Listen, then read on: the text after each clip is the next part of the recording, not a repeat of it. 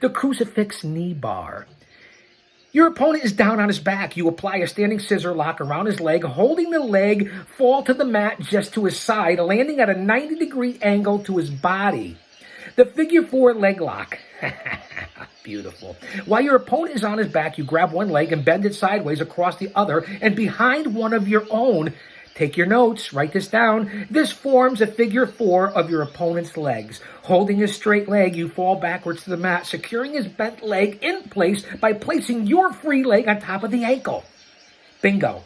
Front face lock. Standing face to face with your opponent, you grab his head and tuck it under your arm. Locking his head in place by squeezing it against your side, you reach across your chest, around his head, and grab his face, squeezing it.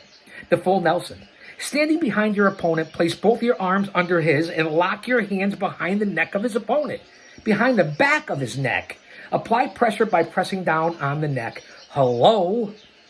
Half crab. This can be set up in two different ways, as we said about several maneuvers before this. With the opponent on his back, grab one of his legs and step over his body, turning him on his stomach, pull back, thereby applying the pressure on his back.